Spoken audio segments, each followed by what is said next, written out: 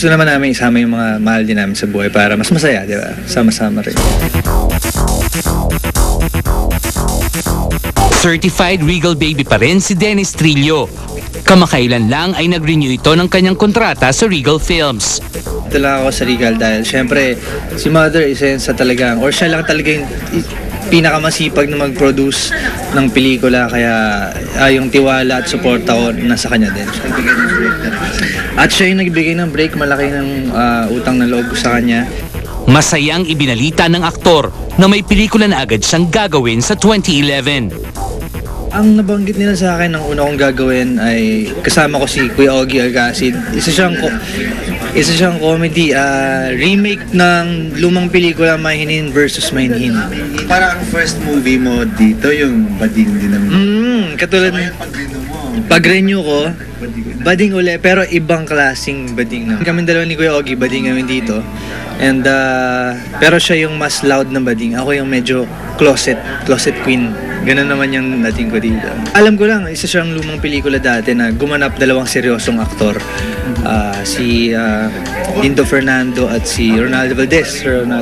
Kaya sobrang excited kami, lalo na makatrabaho si Kuya Ogie. At ang scoop na nasagap ng Star Talk TX mula kay Dennis, makakasama niya agad dito ang bagong Regal Baby na si Solenn Yusaf.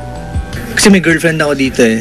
Narinig ko si Solenn yata. Si Solenn, yan. Napag-uusapan na rin lang ang mga scoop sa unang pagkakataon. Nagbigay ng pahayag si Dennis sa bagong kontrobersyang kinasasangkutan ng ex-girlfriend nitong si Christine Reyes.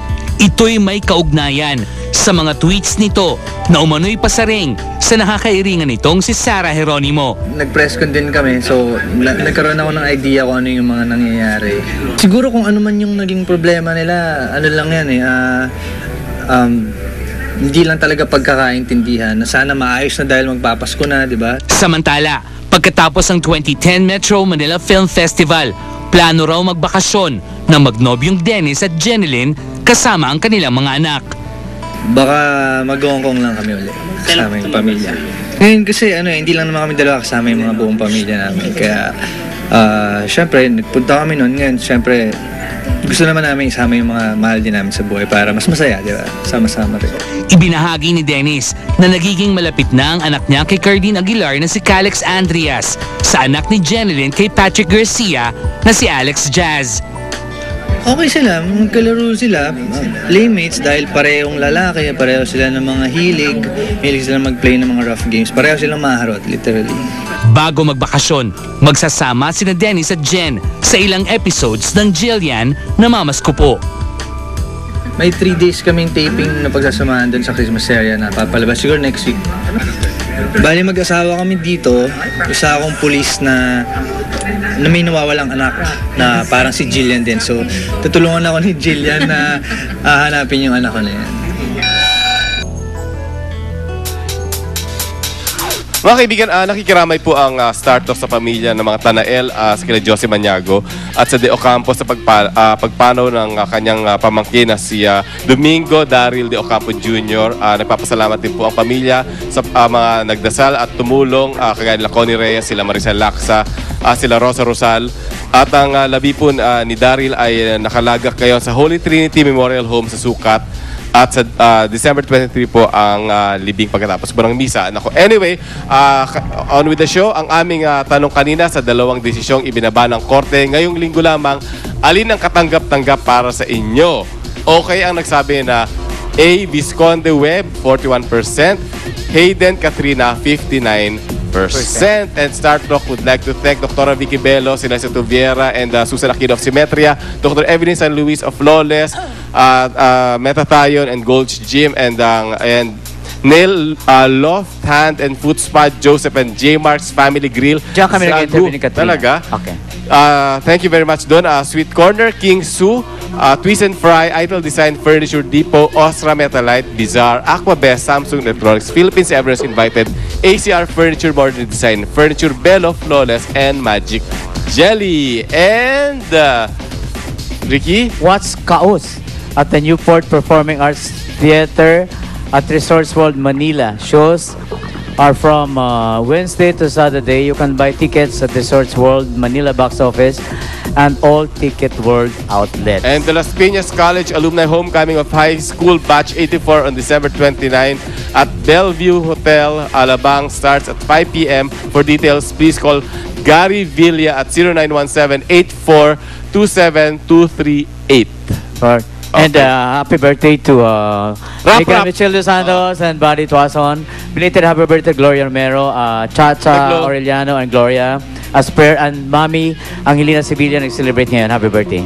At syempre si Ralph Fernandez. Ako na, no? Okay, ito na ang lola ni Ralph Fernandez na birthday Happy ngayon. birthday ulit kay Rap Rap at kay Lorna Tolentino, kay Bambi Pentes, maraming salamat.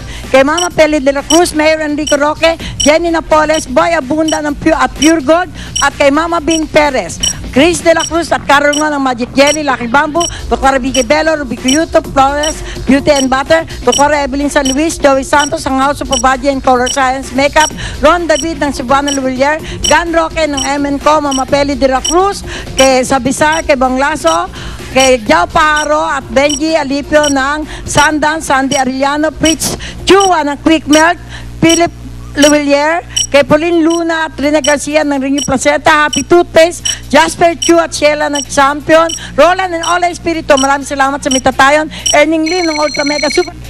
Bumabati man si Lloyd, may kwento pang mainit. Patuloy na inaabangan, isyung palaban, walang limutan.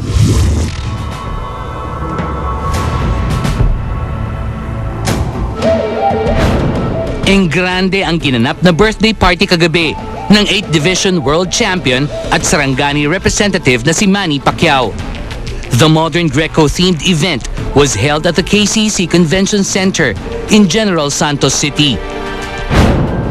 Present ang buong pamilya at malalapit na kaibigan ni Pacman upang batiin ito sa kanyang ika-32 taong kaarawan.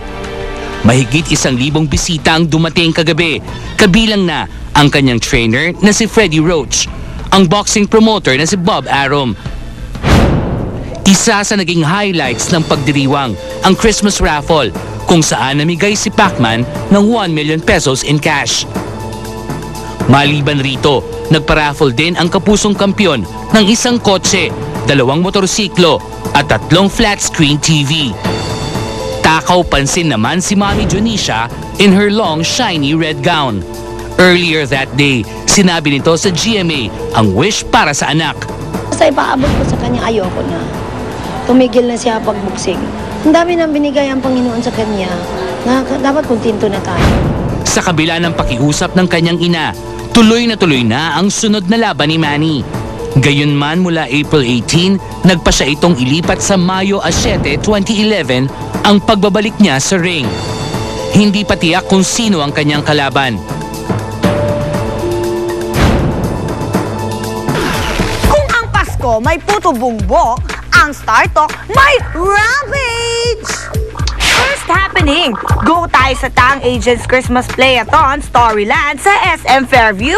Then ramp pa sa Ponce Gold Radius Destino Mall Animation with Tweety de Leon. Di rin tayo nagpahuli sa PLDT Telpad Press Launch sa SMX Convention Center sa MOA.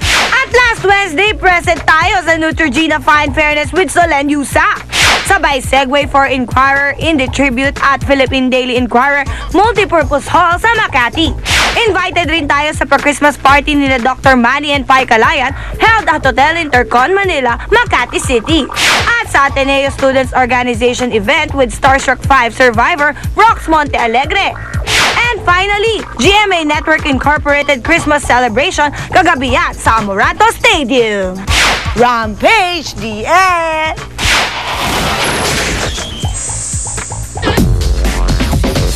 Narinig mo ang latest showbiz issues straight from the stars sa Star Talk sa tulong ng new best ever Sunsilk.